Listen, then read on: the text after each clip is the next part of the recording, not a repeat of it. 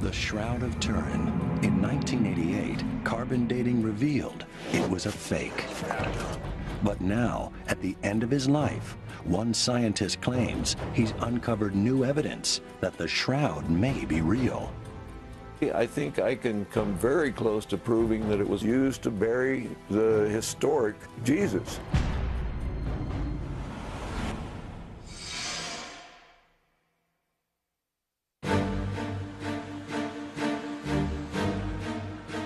On October 8, 1978, in the Italian city of Turin, an unprecedented event took place. The Shroud of Turin, one of the most mysterious objects in the Western world, was finally going to be examined by scientists. For 120 hours, the Shroud of Turin Research Project, or STURP, would run thousands of tests on this sacred 14-foot piece of linen, believed by many to be the burial cloth of Jesus Christ. We opened up Pandora's box and created a whole new group of questions. Many worried that what they would find might rock Christianity to its core. It's like the courtroom drama will say, it's real, and this is Jesus, or it's not, and it's a hoax, and you've all been defrauded, and by implication, religion and faith are a joke. One of the leading members of the STURP team was Ray Rogers, a highly respected chemist from the Los Alamos National Laboratory. Rogers was a man of science, not God, and yet he was absolutely captivated by the shroud. For him, it was a great mystery waiting to be unraveled. I don't believe in miracles that defy the laws of nature. The scientific journey that brought Rogers and dozens of other scientists to the Shroud of Turin began with an amateur photographer, Secondo Pia, who in 1898 took the very first photo of the shroud. A photo that revealed something no one had ever seen. When Secondo Pia makes this photograph, he almost dropped the plate. It scared him because he said, "My God, I was looking into the face of the Lord." The image on the shroud was very faint, but Pia's photographic negative brought a face into stark relief. It was the first real evidence there was more to the shroud than the naked eye could see, and it caused an uproar. He's immediately accused of fraud, immediately accused of cheating, lying, and manipulating this. It's a fake. And it wasn't until 1931 when Giuseppe Henriet is allowed to photograph the shroud for the second time, gets the same results, of course. The world of science suddenly looks at the shroud and says, well, wait a minute, maybe we should look at this closer. But scientists were not given the opportunity to look more closely at the shroud. Another 40 years would pass before they made another major breakthrough using a new high-tech image analyzer called a VP8. Peter Schumacher was a field engineer for the team that created the VP8, which was originally designed to analyze images from medical resources and satellites. Nobody in our company had ever even heard of the Shroud of Turin, let alone seen pictures or wanted to look at image analysis of the Shroud of Turin. What the VP8 analyzer does is plot the light and dark areas of an image onto a 3D grid. In the mid-70s, two American scientists, Eric Jumper and Joe Jackson at the U.S. Air Force Academy, heard about this new technology and asked Schumacher to use it to examine a photograph of the shroud. We asked Schumacher to recreate that test for us so we could see exactly what it was that excited shroud scientists 30 years ago. We placed 3 images under the analyzer: a self-portrait of the great master Leonardo da Vinci, a photograph of one of our crew members, and the 1931 photograph of the Shroud of Turin. First, Schumacher examined the charcoal self-portrait of Leonardo da Vinci to show how the analyzer reacts to a drawing or painting, which some have argued is exactly what the Shroud of Turin is. If it was painted, it would look like the Da Vinci which came out basically looking like noise. It's a fairly bland contrast. Next, we wanted to see what a regular photograph looked like under the VP8, so we tested a picture of one of our crew members. If we look, Jim's cheeks really aren't that flat. His eyebrows are not really grooved into his forehead. His nose really doesn't smear all over his face. This is what every photograph looks like under the VP8. It is not rendered with real height or depth, the things that make up a true 3D image. But when a picture of the shroud is placed on the analyzer, something remarkable happens. All of a sudden, we're seeing contrast that has something to do with height and depth, real distance.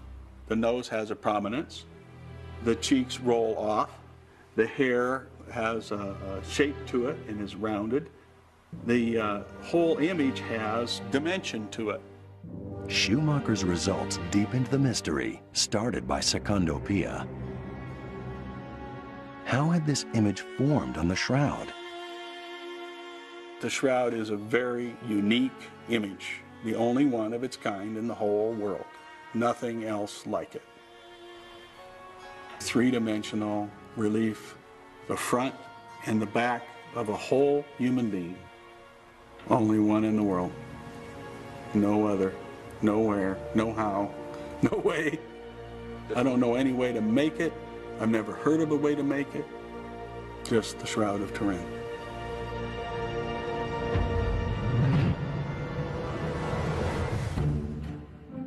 Armed with these results, Jumper and Jackson formed STIRP in 1977 and began the delicate dance of gaining access to the shroud. The VP8 was the catalyst that caused the formation of the STIRP team. They said, we should see if we can figure out how this image was formed. The biggest problem has always been access to the cloth itself. In the spring of 1978, despite the resistance of many in the Vatican, the Church said yes. The Church took a relatively enlightened view about the shroud. They have a lot of folks who believe, in fact, that it is truly the burial shroud of Christ and don't want anybody meddling with it. The other side of the coin is that if we don't let the scientists look at it, we'll never know what the truth is. Finally, when we were given our permission to examine the cloth, that science, for the first time really in history, could apply the real scientific method, not just photographs. In order to get access, STIRP could not propose any tests that would mark or cut pieces from the shroud. All these tests had to be non-destructive. Most of the local folks really didn't like us messing around with this holy object. The STIRP team was only given 5 days to examine the shroud. They worked literally around the clock to find out how the haunting image got on the cloth. Barry Schwartz was one of the few photojournalists permitted to record the event. There were spectral analyses done. Sam Bellicore had a spectrophotometer with him that he was using. There were a mosaic of photographs made. It was photographed with ultraviolet fluorescence photography. It was X-rayed using X-ray fluorescence and reflectance imaging. Ray Rogers' tests found that there were no pigments, no dyes, no binding agents typical of paint of any kind on the main body of the shroud, meaning the shroud could not have been painted or drawn.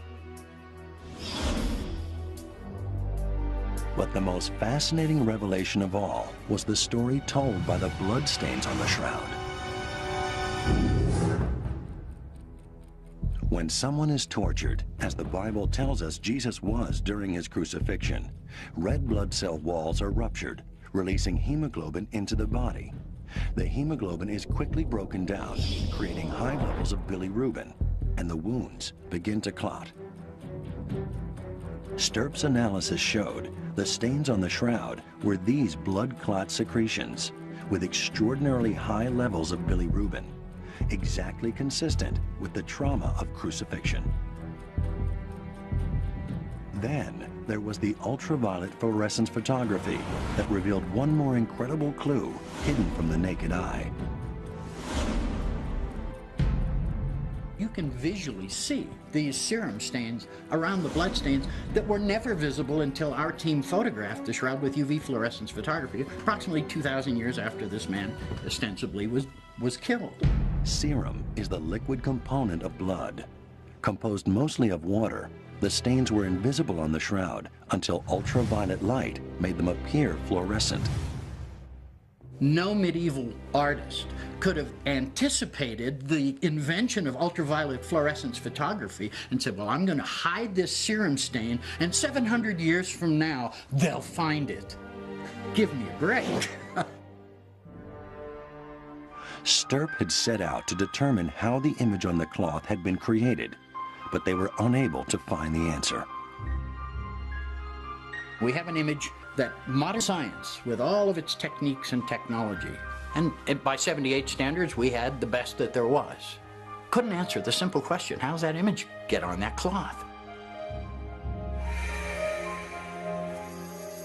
Ray Rogers and the Stirp team finished their research on the Shroud of Turin with more questions than answers.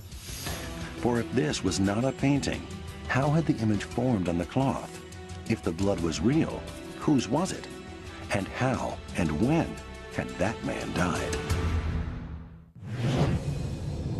2,000 years ago, the Gospels tell us the Roman Empire crucified Jesus of Nazareth.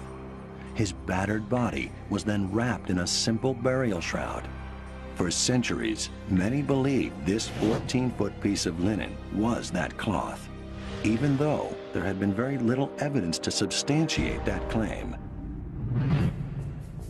Even its origin is not known, for the history of the shroud is as mysterious as the image itself. The first record of the shroud, the first place it was displayed, was here in the small French town of Luray, some 1,300 years after the time of Christ. In 1536, it was nearly destroyed by a church fire. It was heavily stained by water. Whole sections of it were worn down by human hands that touched it every time it was put on display from the Poor Clare order, sewed on a backing cloth to the shroud in order to preserve it. Finally, in 1578, the shroud was brought to its final resting place, Turin, Italy. Over the next 4 centuries, the church periodically displayed the shroud to the faithful, who believed they were looking at the face of their Savior. But for modern science, its authenticity was never a question of faith. What mattered were facts. Stirp, the first scientific team to attack the problem, proved that the shroud was not a painting or a dyed relief. But for all their expertise, they could not say how the haunting image had been created. Many Stirp scientists did note, however, that the image was remarkably consistent with crucifixion. The bloodstains, the scourging, all seem to suggest the body of a crucified man. But is there any way to scientifically prove this? Crucifixion was a gruesome, drawn-out, and painful death, reserved for criminals and the lowest rung of Roman society. You weren't nailed up there to kill you. You were nailed up to be crucified, tortured. They didn't want you to die right away. In fact, there was evidence that they were surprised that Jesus died so soon. Forensic pathologist Dr. Frederick Zugaby has investigated many gruesome crime scenes in his professional life as chief medical examiner for Rockland County, New York. My area was mechanism, manner, and cause of death, and type of suffering the individual had. Dr. Zugaby's fascination with the pathology of crucifixion started in 1948 when he was still a college student. He decided to build his own experiments to investigate the fundamental question: if the shroud had been found at the scene of a crime, would the forensic evidence confirm crucifixion as the cause of death? Okay. When Zugaby started his research, forensic knowledge of crucifixion was almost non-existent. Okay, and how's that? Dr. Zugaby had a cross built so that he could determine how crucifixion actually causes death. This experiment would help him analyze the forensic evidence on the shroud. The only available assumption at the time was that the victim suffocated from the weight of his own body, but Zugaby's experiments suggested otherwise. The cause of death was due to shock, which causes failure of the heart as a pump. Of more interest to Zugaby were the nails through the hand. The shroud shows a pool of blood near the wrists of the crucified man. But are human hands nailed to a cross strong enough to support a crucified body? Dr. Zugaby designed special gloves and meters to test the theory. The calculation that we made shows that the palm of the hands would definitely hold. Dr. Zugaby made another startling finding. The Roman practice of nailing a victim's palm to the cross would have ruptured the median nerve in the hand. This has the effect of turning the victim's thumbs inwards. A careful examination of the shroud reveals that the victim has his thumbs turned inward. They are hidden underneath the palms, just as one would expect if the median nerve had been ruptured. That was extremely accurate. The thumb had been pulled in. It's like missing on the Shroud of Turin. The ruptured median nerve was far from the only clue that Dr. Zugaby's investigation found on the shroud. Looking at the face, it was not symmetrical, showing evidence of a beating. I looked at the angulations of the blood in the head region where the crown of thorns was. The blood flows going along where the muscles will contract, and they had a corkscrew appearance. The blood shows a flow in the back of the hand, and it runs nicely along the side, and it accumulates a pool. I've seen it in many, many cases of injuries to the hand in the medical examiner's office. From this wealth of data, Dr. Zugaby came to one overwhelming conclusion about the image on the shroud. From the forensic pathology point of view, it is totally consistent with a crucified individual. I have no doubts at all. But even if Dr. Zugaby was right, his work could not answer the fundamental question that might tie the shroud to Jesus of Nazareth. How old was it? That could only be resolved if the Pope would allow scientists to cut a piece of cloth from the shroud to carbon date it. There was this real tension, this real controversy as to whether this should be subjected to these scientific tests. Since carbon dating meant actually destroying part of the shroud, it was an enormous step for the Church to take. Those results would cause people to rethink everything they knew about the Shroud of Turin. In 1978, a team of international scientists, calling themselves the Shroud of Turin Research Project, or STURP, proved that the image on the Shroud of Turin was not a drawing or painting. The result convinced many of the faithful that they were indeed looking at the face of Christ. But if the shroud was the burial cloth of Jesus Christ, the linen would have to be 2,000 years old. The only way to prove that was to cut a section from the shroud to carbon date it, a process that could accurately identify the age of the linen to within 30 years. In 1988, scientists lobbied for access a second time, but unknown to them, Pope John Paul II was already consulting with his own scientific advisors and had reached a decision.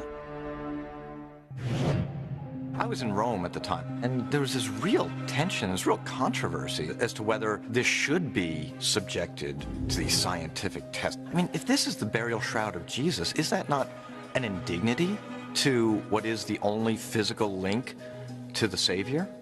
And others would say, well, look, if this is a fraud, we need to know one way or another. And John Paul II, to his credit, and the Vatican, to its credit, said, no, we're going to put this to the knife, literally.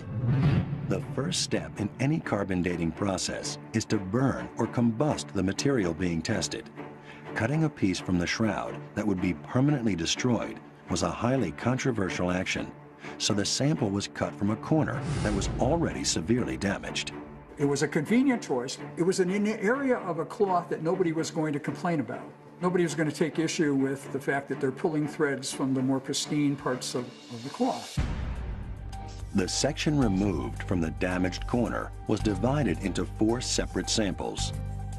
One piece of the shroud was sent to Oxford University, another to the Swiss Institute of Technology in Zurich, and 2 smaller pieces were sent to the University of Arizona, where Dr. Tim Jull was a member of the original carbon dating team. Everybody and all the plants and all the animals on the surface of this planet have approximately the same amount of carbon-14 in them as long as they're alive. When we die, the C14 in our bodies decays with a known decay rate. If we measure the carbon-14 in the sample and compare it to a standard, we can calculate the age from the ratio of the sample to the standard. First, the shroud sample was cleaned of any impurities. Then, it was literally burned up. We start off with a piece of linen, and we combust it at this end, turning the carbon of that sample into a gaseous state. The CO2 gas is then solidified and turned into graphite, or pure carbon. Each graphite sample is shot through an accelerating mass spectrometer, which can then count each individual carbon-14 atom. This particle detector can count 1 atom at a time. For a modern sample, we count upwards of 100 atoms per second. For an old sample, one that's close to 50,000 years, we may count 5 or 10 atoms in 2 minutes. From the number that passed through, scientists are able to accurately find a date. For the Shroud of Turin test, each lab worked secretly and independently of the other, and yet each came up with the same range of dates. We wanted to make sure we were right, so we measured it more times than we would regularly, and we knew that it wouldn't be 2,000 years old after 5 minutes. The Shroud of Turin turned out to be a medieval sample from the 14th century, and that's what the radiocarbon date shows. The shroud was dated between 1260 and 1390. The carbon dating was a stunning revelation, making headlines around the globe. The scientific facts were in. The Shroud of Turin could not be the burial cloth of Jesus of Nazareth. STIRP member Ray Rogers had always been open-minded about the authenticity of the shroud, but he was a man of science, and in his view, this was final, conclusive evidence that the shroud was a fake. Despite this evidence, many faithful continued to believe that the Shroud of Turin was real, but their beliefs were dismissed by the broader scientific community, especially by scientists like Ray Rogers. I'd been reading these things by people from the lunatic fringe who were explaining why the date was wrong. I was irritated and just getting mad. I don't have any faith at all in somebody who says, I think I see flowers on the shroud, or I think I see little sailing ships sailing along. Well, I don't have much faith in that. What Ray Rogers did believe in were conclusions based on hard scientific evidence. But the pragmatic man of science was about to get the shock of his professional life. The carbon dating of the Shroud of Turin in 1988 concluded that it was not the 2,000-year-old burial shroud of Jesus of Nazareth, but a fake, dating only as far back as the 1300s. Ray Rogers and the STIRP team had ruled out the shroud was a painting or dyed relief, but it was still a mystery how the image had gotten there. And that sliver of doubt was enough for many to keep the faith. There are people who are so emotionally involved in this that they're not going to accept any scientific result. Their faith is not going to be shaken by some pointy-headed scientist.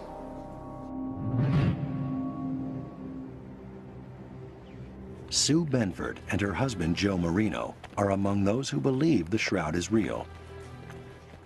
I had never heard of the shroud before 1997. I was flipping channels and saw the face on the TV, and there was something very knowing that I had that was really Jesus's face. Benford says that this vision inspired them to find proof that the carbon dating results were wrong. Both acknowledge that they are not scientists and that they have no scientific background or accreditations. Sue runs a small not-for-profit that advocates for the humane use of animals in scientific research. Joe works in an Ohio State University library. And yet, they may have uncovered the clue that will finally solve this mystery. Look here. Nowhere else is there this definitive, intentional dark green. Working out of her home with photos taken by the 1978 Stirp team, Benford noticed something strange about the area where the carbon dating samples had been taken. The herringbone weave that is so consistent throughout the main body of the shroud seemed misaligned, off-axis. Our theory is that there's a mixture of 16th century cloth and 1st century cloth, and the data that we're finding on the cloth matches that theory. Benford and Marino argue that carbon dating is wrong because the section from where the samples were taken had been contaminated with fibers from a later date. According to this theory, cotton in the 16th century was visibly woven in the linen fibers of the shroud. A fixer was applied to the patched area, and the repair was expertly dyed so that it would be invisible to the naked eye. It is a craft continuous called French weaving. When you do this type of French weaving, you're not just stitching two pieces of material together, and that would give you all of one and all of the other. It's more like this. The ends are unraveled in the main cloth. The ends are unraveled in the patch. They are spliced together, and the threads are connected and interwoven, so you see literally an interweaving such that you have old and new on both sides of the equation. Well, I'm skeptical when I'm listening to this, but they had taken photographs that were available of the samples taken for the carbon dating, and they had submitted these to several textile experts who didn't know they were looking at a photograph from the shroud, and each of these textile experts, independent of each other, said, you know, this looks rewoven. The samples taken for radiocarbon dating were cut from one corner of the shroud, adjacent to a seam. It was effectively an area that was damaged by someone cutting a piece out of it, possibly to sell as relic, so it needed to be repaired. So when the C14 samples were taken, you're going to have a lot of inmixing on both sides. So unless you actually took one thread and did them individually, you wouldn't get a 1st century or a 16th century. You'd get, you know, guess what? Something around 12 to 1400. Benford went looking for statistical anomalies in the carbon dating results that would confirm a mixture of old and new threads. What she discovered was an incredible pattern that could not be explained away as coincidence. If you look at their unpublished data now, Arizona had some of the oldest dates at 1238 and the youngest at 1430. And you think, were they really 200 years off in their lab? Well, perhaps it's because of material they took from both of their different sides. Now, we don't know that for sure, and they haven't confirmed that. But that's interesting. Oxford is the next oldest, and they're the closest to this side with the most main 1st century material. Zurich is in the middle, and guess what? They have the middle amount, and they have the middle date.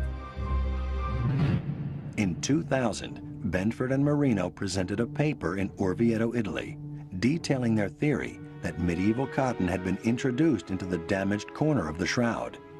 Not surprisingly, it was immediately dismissed by the scientific community. One scientist in particular was outraged. One of the things Ray had a problem with was the fact these weren't scientists, and he didn't take them very seriously.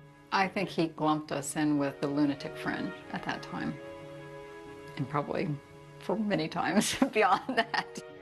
I had given up on the shroud, and this was about the same time that the lunatic fringe were coming up with an infinite number of ways the date could be wrong, and this was just the last straw. I got a call from Ray, and he goes, what the hell is this? This is nonsense. I can prove these people wrong in 5 minutes. And I said, well, Ray, go for it. But when Ray Rogers went into his lab, he was shocked by what he found. In his opinion, Sue Benford and Joe Marino were right.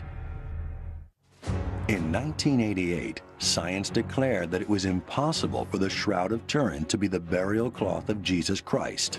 It was only 700 years old.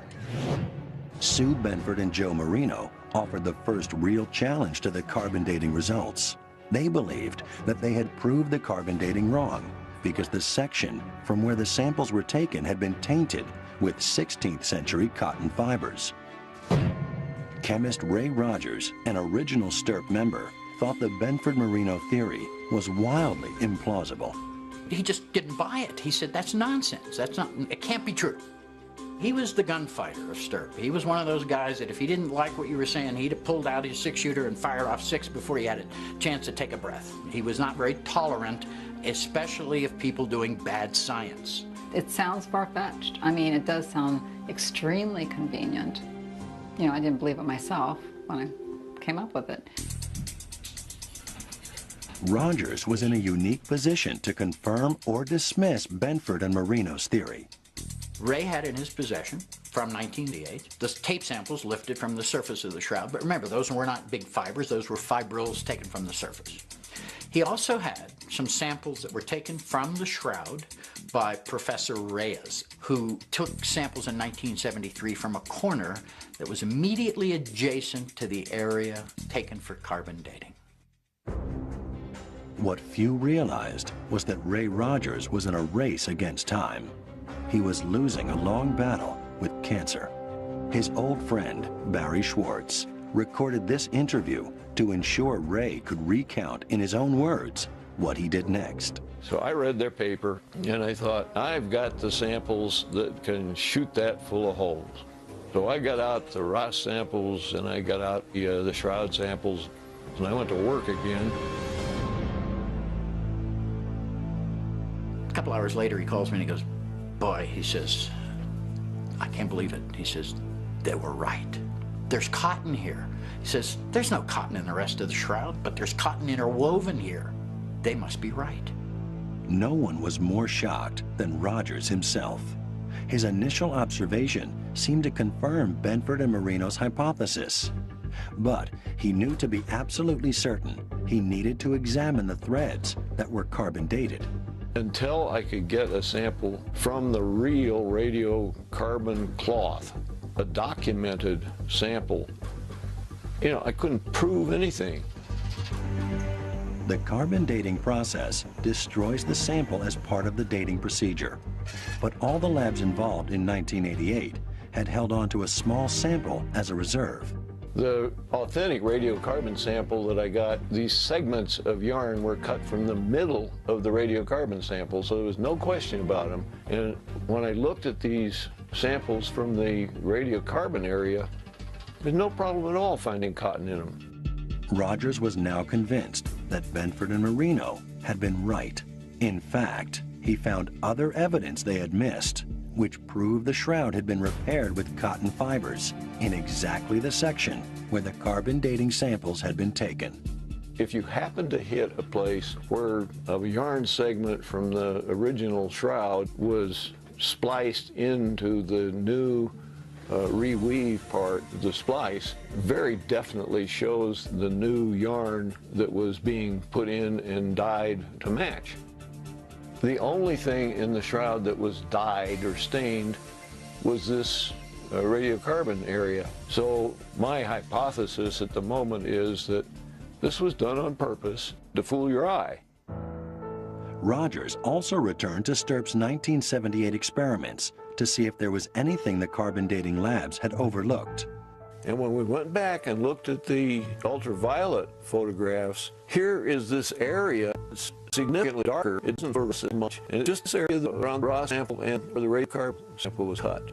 And if they had looked at any of the photographs that we had and studied the information we had as of 1978, they would have known that that was the worst possible place they could have taken a sample. Had somebody paid attention to my photographs of '78 and other data that we gathered, they would have chosen a different area. My conclusion is that that area was manipulated. It was done by somebody with great skill and different materials than were used to make the shroud. In 2005, just 5 weeks before losing his battle with cancer, Rogers published the last paper of his distinguished career. He did not call into question the science of the carbon dating labs. In fact, he believed they were accurate, but only for the damaged section of the shroud. In his opinion, the results told us nothing about the true age of the main body of the shroud. But to his great frustration, he also discovered another carbon dating test might not be possible. In 1988, a carbon dating test concluded the Shroud of Turin was only 700 years old. It had been dismissed as a hoax. But what if that was wrong? What if, as Sue Benford and Joe Marino argue, the dating had been tainted by the presence of medieval fibers? If they're right, then the Shroud of Turin might just be what the faithful believe it to be. I don't believe in miracles, no way. At the end of his life, Ray Rogers had been pulled back into his lab by Benford and Marino's theory.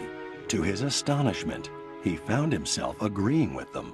I'm coming to the conclusion that it has a very good chance of being the piece of cloth that was used to bury the historic Jesus. He writes a paper that's accepted for publication in Thermochemica Acta, January of 2005. And that paper is the only peer-reviewed science that challenges the carbon date with anything credible up until that point in time. Rogers was perhaps the only person who could confirm this theory, as he had access to fibers from both the main body of the shroud and the carbon-dated section. He also knew from his own experiments in 1978, the shroud was free of any pigments or dyes. And yet, when he looked at threads from the corner where the carbon dating samples had been cut, that's exactly what he found. Dyes, gums, resins, all signs that this section had been repaired hundreds of years ago. You've got photomicrographs that demonstrate this very clearly. The cotton fibers from the radiocarbon sample are fairly heavily coated with the gum dye mordant, and some of the linen fibers don't show any of that at all. They look just as slick as anything, and it didn't stick to them. Here's the whole crux of it. Linen is very difficult to dye, and it ages as time goes on, so it's colored. So in order to match a reweaving with the original color, you have to use cotton, and you dye the cotton. Ray found some waxes on those samples that suggested to him that the threads were from a so-called invisible reweaving process. But Rogers knew that his findings needed to be tested with equipment far more advanced than he had had in his home lab. I was given this assignment by a dying man, and I wanted to complete what he had hoped for. Bob Villarreal was a colleague of Rogers at the Los Alamos National Lab. As a dying wish, Rogers asked his friend to independently confirm his findings. It was a race for him because he knew he was dying. He wanted to know, is this corner of the shroud of the same composition, whether it was flax or linen or cotton? If it was cotton, it's not the same as the main shroud. But before any tests could be conducted, Ray lost his long battle with cancer on March 8, 2005. He was 78 years old. After Rogers' death, Villarreal was determined to confirm his friend's findings. He sent the fibers Ray had given him to a colleague at the Los Alamos lab. Right away, something remarkable happened. I received a call from him, and he said, the thread that I was going to analyze broke into 2 pieces. Is God going to be mad at me?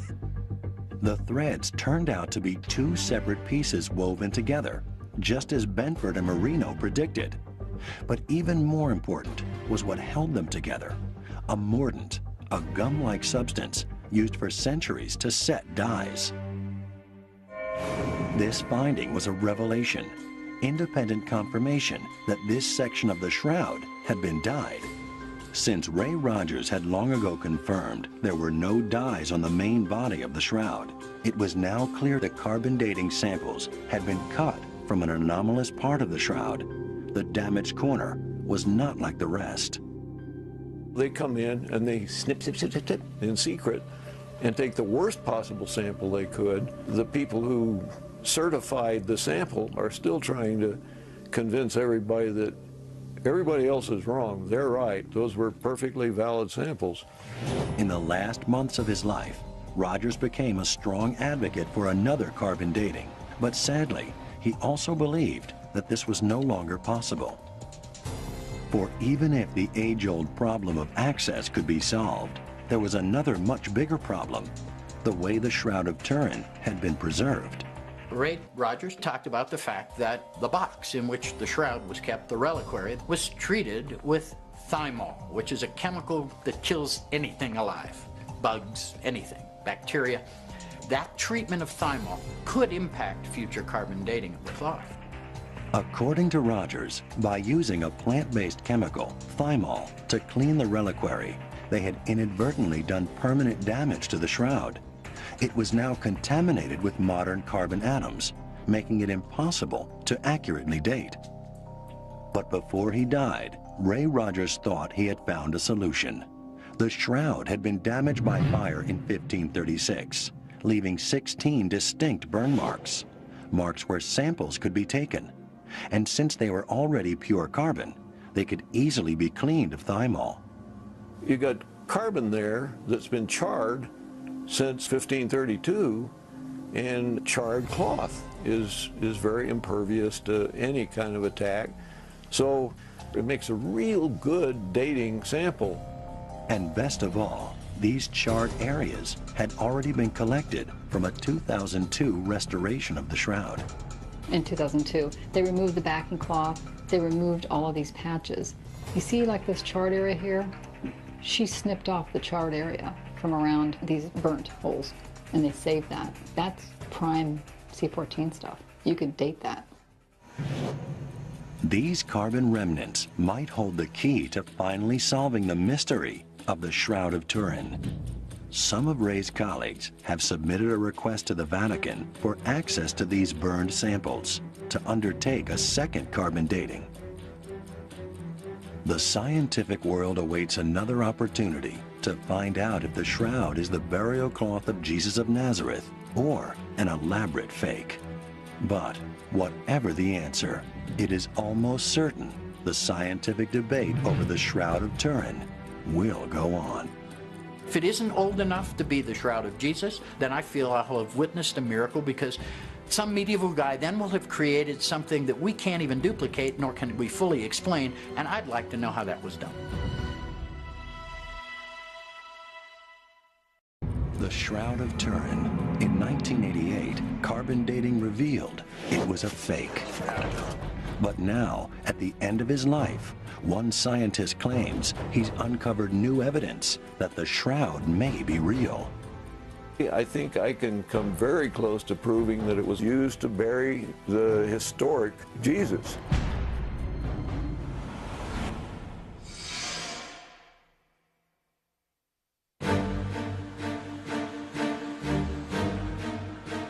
On October 8, 1978, in the Italian city of Turin, an unprecedented event took place. The Shroud of Turin, one of the most mysterious objects in the Western world, was finally going to be examined by scientists. For 120 hours, the Shroud of Turin Research Project, or STURP, would run thousands of tests on this sacred 14-foot piece of linen, believed by many to be the burial cloth of Jesus Christ. We opened up Pandora's box and created a whole new group of questions. Many worried that what they would find might rock Christianity to its core. It's like the courtroom drama will say, it's real, and this is Jesus, or it's not, and it's a hoax, and you've all been defrauded, and by implication, religion and faith are a joke. One of the leading members of the STURP team was... The shroud is a very unique image, the only one of its kind in the whole world. Nothing else like it. Three-dimensional relief, the front and the back of a whole human being. Only one in the world. No other, nowhere, no how, no way. I don't know any way to make it. I've never heard of a way to make it. Just the Shroud of Turin.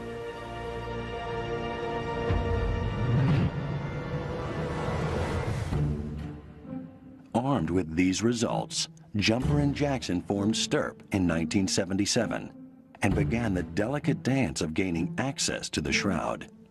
The VP-8 was the catalyst that caused the formation of the STURP team. They said, we should see if we can figure out how this image was formed. The biggest problem has always been access to the cloth itself. In the spring of 1978, despite the resistance of many in the Vatican, the Church said yes. The Church took a relatively enlightened view about the shroud. They have a lot of folks who believe, in fact, that it is truly the burial shroud of Christ and don't want anybody meddling with it. The other side of the coin is that if we don't let the scientists look at it, we'll never know what the truth is. Finally, when we were given our permission to examine the cloth, that science, for the first time really in history, could apply the real scientific method. Schumacher examined the charcoal self-portrait of Leonardo da Vinci to show how the analyzer reacts to a drawing or painting, which some have argued is exactly what the Shroud of Turin is. If it was painted, it would look like the Da Vinci, which came out basically looking like noise. It's a fairly bland contrast. Next, we wanted to see what a regular photograph looked like under the VP-8, so we tested a picture of one of our crew members. If we look, Jim's cheeks really aren't that flat. His eyebrows are not really grooved into his forehead. His nose really doesn't smear all over his face. This is what every photograph looks like under the VP-8. It is not rendered with real height or depth, the things that make up a true 3D image. But when a picture of the shroud is pasted on the analyzer, something remarkable happens.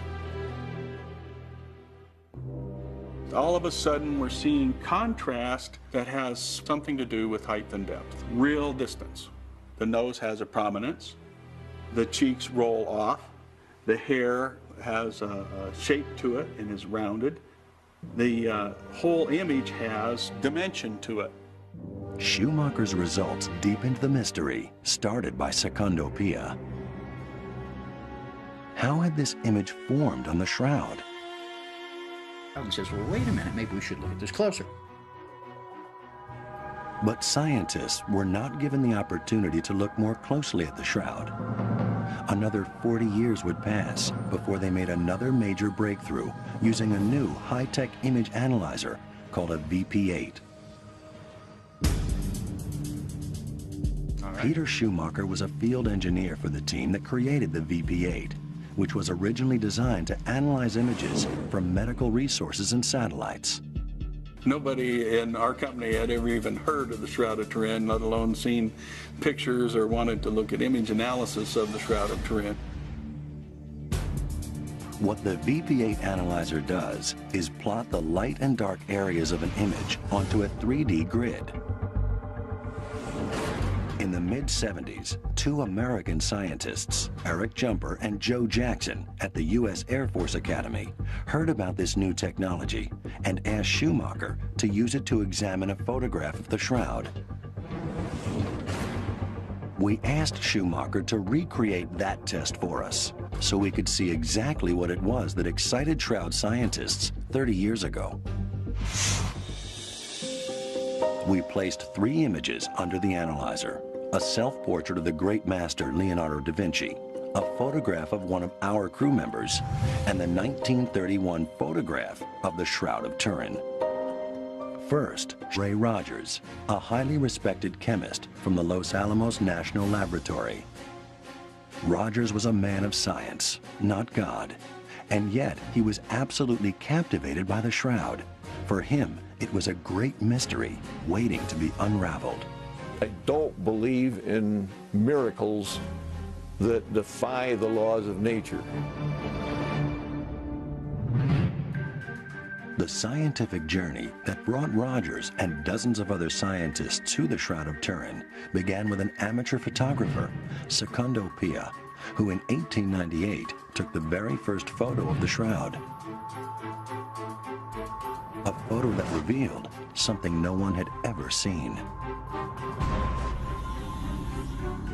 When Secondo Pia makes this photograph, he almost dropped the plate. It scared him because he said, "My God, I was looking into the face of the Lord." The image on the shroud was very faint, but Pia's photographic negative brought a face into stark relief. It was the first real evidence there was more to the shroud than the naked eye could see, and it caused an uproar. He's immediately accused of fraud, immediately accused of cheating, lying, and manipulating this. It's a fake. And it wasn't until 1931 when Giuseppe Henriet is allowed to photograph the shroud for the second time, gets the same results, of course.